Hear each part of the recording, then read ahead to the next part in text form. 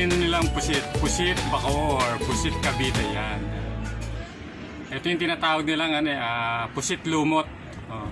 Tapos ito naman yung iba ang tawag naman nila dito ay pusit ballpen kasi nga ito yung mataba itlugan. Yan guys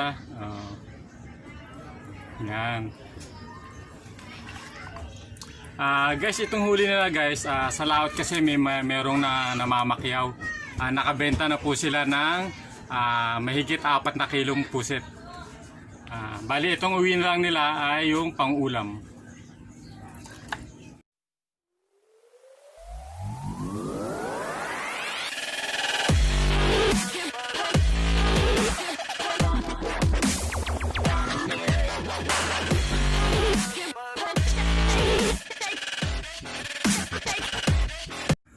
Hello mga ka-junior, ako nga pala si JR Mix Official. Welcome to my channel. Guys, kung bago po kayo sa aking YouTube channel, please watch, like, subscribe, then pakipindutin na rin po yung notification bell para updated po kayo sa aking mga inilalabas na YouTube video tungkol dito sa nahuhuli namin sa dagat at saka yung mga vlog po namin dito about sa fishing. Lahat po na iba-vlog natin na may kinalaman sa dagat. At video reaction na rin po kay Idol Japper Sniper, kay Madi Katigbak, kay Louie TV, at kay kanina pa ba isa? Kay Madi Katigbak, Kuya Michael, Louie TV, at kay Idol Japper Sniper.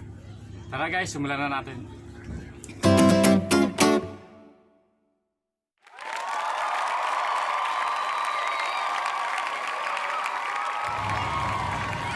Ito guys, binigyan pala tayo ng aking kapatid na bagong dating lang, galing bangka guys.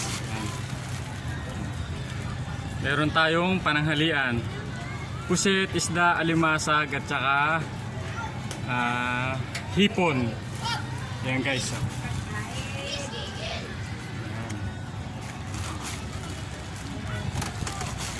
Yan, ito guys.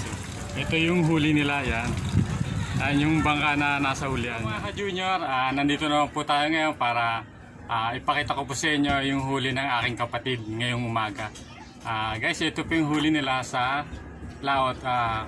Umalis po sila mga bandang alas 4, alas 5 ng madaling araw. Kadadating lang po nila. Guys, ito ang huli nilang pusit Bacoor, pusit Cavite yan. Ito yung tinatawag nilang pusit lumot. Oh.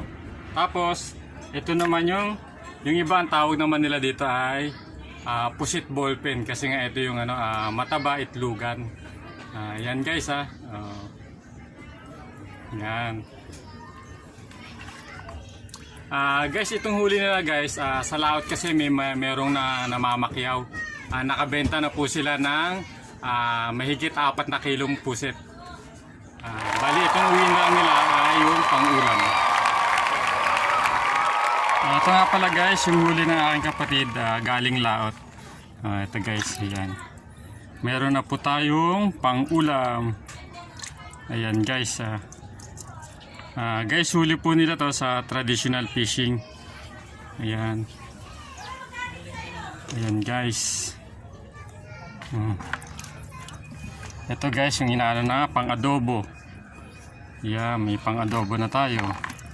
Yan, solve na tayo sa ulam natin maghapon. Yan.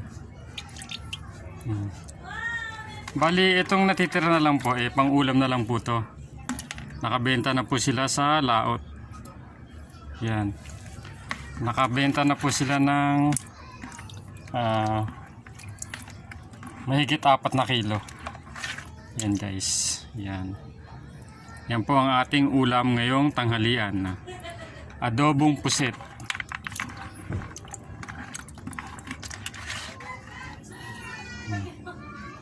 Yan guys.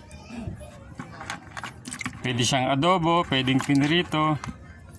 Oh guys, may naligaw pa tayong alimasag. Yan. Alimasag. Sa alimasag, meron pong hipon. Ito po ang tawag po nila dito ay tiger shrimp o hipong kulot o hipong batik-batik. Yan. Ito guys, ito rin, ganon din tayong dahong gabi. Yan. Huli po nila yan. Sarap.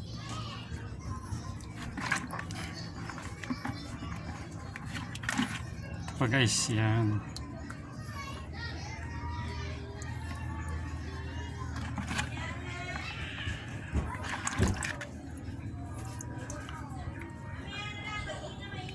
Ito ang talakitok.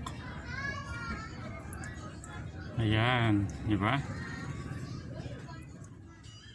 Mga ka-junior, papakita ko lang po sa inyo yung ulam din naming hipon. Yan. Yan po ang hipon, kulot or batik-batik. Yan, tapos meron po tayong 2 pirasong alupihan at alimasag. Yan po ang ating ulam pang sigang. Yan. Guys, masarap din po siya sa hilabos or sa margarine. Yan, may makikita naman kayo na yon yung alimasag na yan. Yan ang tinatawag na alimasag na bakla. Kasi siya ay malambot-lambot. Yan. Wala siyang shell na matigas. Halos puro laman lang siya. Yan. Ayan ho ang lalaking alimasag. Yan guys, fresh na fresh po yan, bagong huli. Yan. Pandagdag sa vlog natin. Guys, kung hindi pa po kayo nakaka-subscribe, please subscribe my YouTube channel and pakishare na rin po. Maraming salamat.